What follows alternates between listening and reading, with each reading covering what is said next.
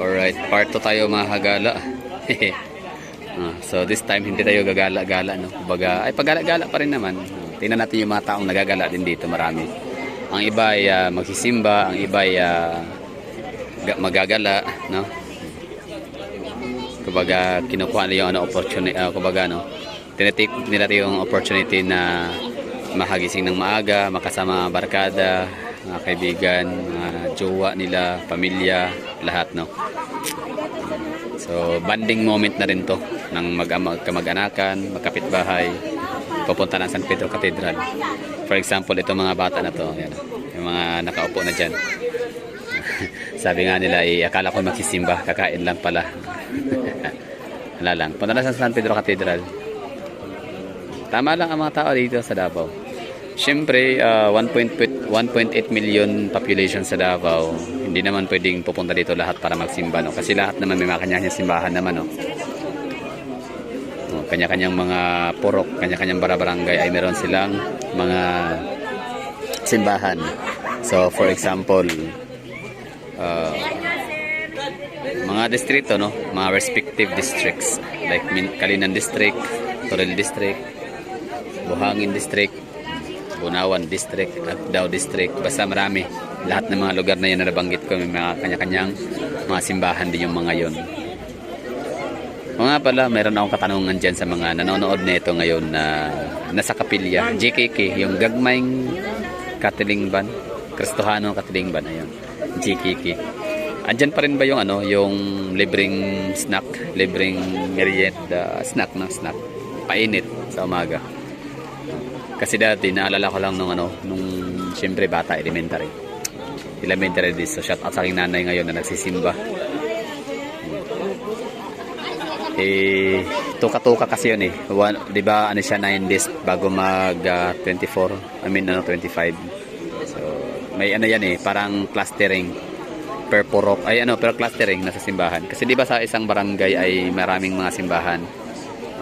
So yung simbahan naman namin ay San Antonio de Padua, no?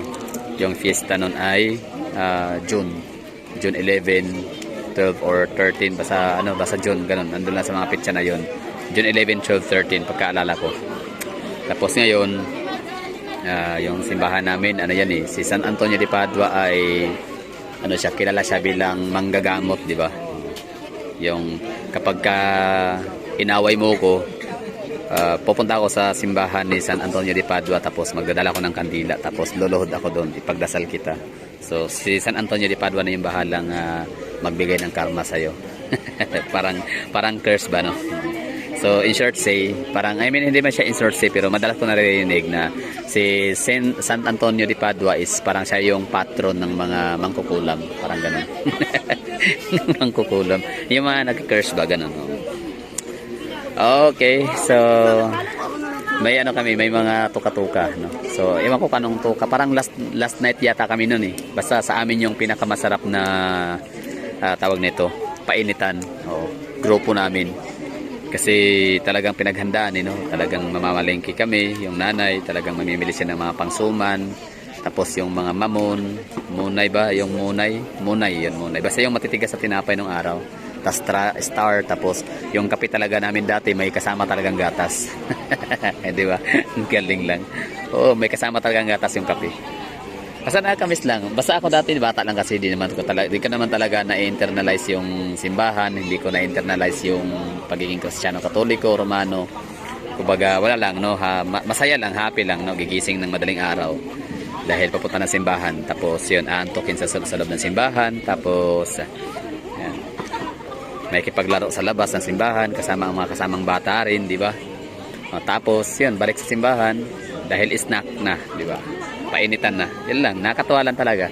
Simpleng bagay lang siya, pero labis ang tuwa at galak ng lalo ng mga bata. Tapos may mga pa-Christmas lights sa labas ng simbahan. May pa-Christmas tree, di ba? Parang parang masarap yata din siguro magsimba doon. Ano kaya sa tingin niyo? Balikan namin yung simbahan na yun. Shout out sa aking nanay dyan. Saman ma? Lakot ha? Mo try tagsimba? Experience lang ba, no? Ato na to. Anyway, so yun may mga medyamin, mainstream media. Kinuha nila ng video yung ganap dito na makain. Yan ang nakatuwa lang, di ba? Happy ako, and personally happy ako na makita ng ganitong senaryo na hindi nakakaya ng araw last, no, nung mga nagdaang mga araw like 2021, 2022 na medyo may protocol pang kung tinatawag.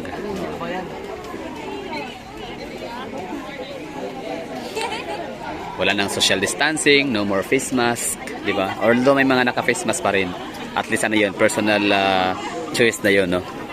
Oh, hindi siya dahil mandatory. Hindi na siya advice or hindi na rin siya mandatory. Kaya nakakatuwa lang balikan ang mga alaala. Yun na nga kanina, napag-usapan namin ulitin ko ulit, no? Yung dun sa driver na hindi niya, para nakaligtaan niya, no? Hindi niya namalayan na simbang gabi na pala, first day of ano yun, no? Siyam kakaadlawon, snack basta siyam kakaadlawon, Misa de Gallo or Misa de Aguinaldo, pamainit sa mas sa Pasko. Misa de Gallo sa tuwing Pasko, nagda-da-da-da-da-da-da-da, oh, di ba? Shout out dun sa aming singer, magaling din kumanta, di ba? Ang galing. May singer, di ba? Oh, sa mga kapilya or GKK kung tawagin, or gagmayng Kristohanong Katilingban. Nakakatuwa lang. Kayo mga hagala dyan na nanonood, no? No matter kung ilang taon na kayo, kung anong edad nyo ngayon, syempre, panigurado, meron ho kayong mga experience din, no, na ma-share nyo sa Pilipinas na experience ho ninyo nung araw. Wait lang, gusto ko to bihon. Ito gusto ko. Si ato, sir? Ang say sagol sa bihon, ma'am. Chicken? Chicken siya. Kasi ka na ako, Yan. So, bihon ang natripan natin ngayon. Hindi mga putubongbong, hindi mga putumaya, hindi mga sapin-sapin, hindi mga suman. Yan, may all-time favorite, puto kutsinta. Mga kakanin. Di ako mahilig sa kakanin, pero gusto ko to. Puto kutsinta, may all-time favorite. Tsaka palitaw. Kape, no? Magkape ba tayo? May decaf kayo? Nang hiya. Putik, kape tapos decaf.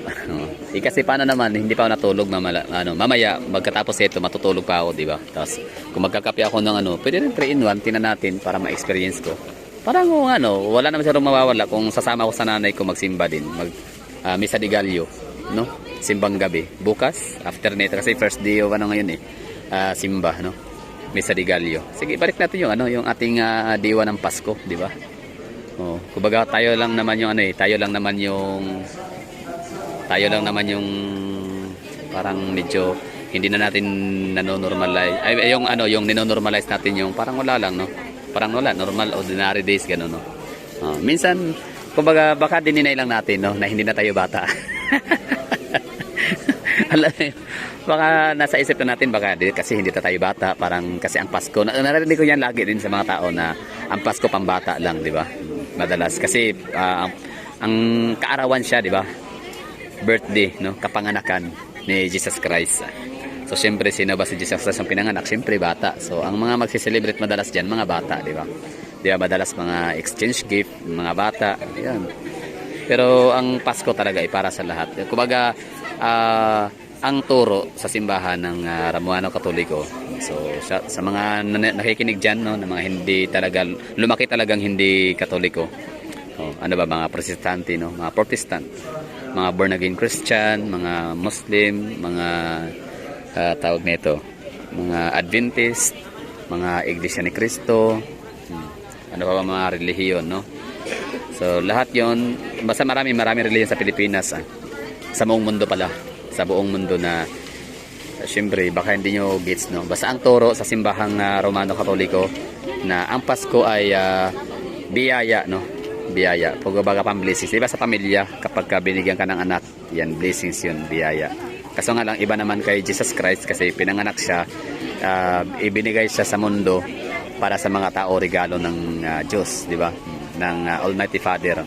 Binigay ang kanyang the only begotten Son, di ba? Para mag-save, no, ng sanlibutan mula sa kapagkakasala at kasalanan, parang ganoon. Anyway, so yan lang yun ang mga turo, no? Mga naririnig natin sa mga pare, sa mga limin, mga kaabag, ano pa tawag dyan, mga katikista. Basta mga religion teacher. Yan ang mga turo. Tapos, yun. Pasko. So, sabi nga nung mga tao na mga bata lang daw ang nag-i-enjoy or pang bata lang daw talaga ang Pasko. Pero yun na nga, kung balikan natin, kung tatandaan natin or iisipin natin yung turo talaga ng simbahang Romano-Katoliko or Katoliko-Romano, para sa lahat, no? Hindi lang para sa mga bata. Dahil nga pinanganak si Jesus Christ para iligtas ang sanlibutan mula sa pagkakasala, parang gano'n, no?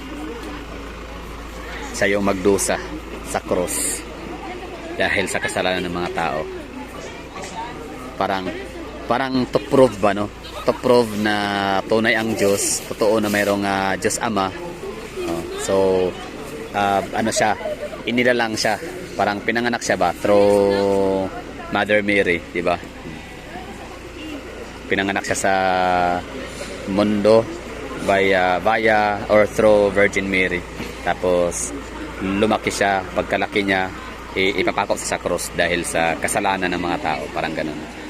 So ang sakit titiisin niya kasi di siya matakot mamatay sa sakit kasi dahil siya naniniwala na sa Diyos Ama. So darating yung time na nasa langit na rin siya, parang gano'n, no? Galing. Ano yun? Enumeration ba? Pang kinder lang, elementary. So bagsak yata ako nito. So shout out sa aking religion, si Ma'am Josie, religion teacher. Binigyan pa naman ako ng ribbon. Tapos yun pala, hindi ko nasasaisip, nasasaulo yung kanyang turo. Galing. Galing lang, ano? Napagaling na estudyante. May ribbon, tapos bagsak din pala. So yun ang mga gala, maraming salamat, no? So Merry Christmas, Happy New Year. So ako naman, ang wish ko naman ngayong Pasko para sa lahat, syempre unang-una sana, no? Sana nasa good health. Kung may mga nanonood ba nito na may mga karamdaman na wala tayong magagawa, ganun talaga ang buhay sa mundo. Wala talagang permanente, no? So lahat tayo yan, lilipas lang. Basta cheese tapos na tayong i-cheese ang dreams, i-cheese ang goals. So ngayon, ano na lang tayo, kumbaga parang happiness na lang, no? Happy living na lang. No hate, sana, no hate, di ba? Magbigayan, no hate, ganun lang. Peace on earth. Peace on earth, pero malabo talaga ang peace on earth, eh. As long as there is a religion in politics, wala talagang peace on earth. Oo. Pero happiness, meron yan. Kasi ang happiness is a personal choice, di ba? Kung kahit anong okasyon. Happiness is a choice. That's all for today's video. Thank you and bye-bye.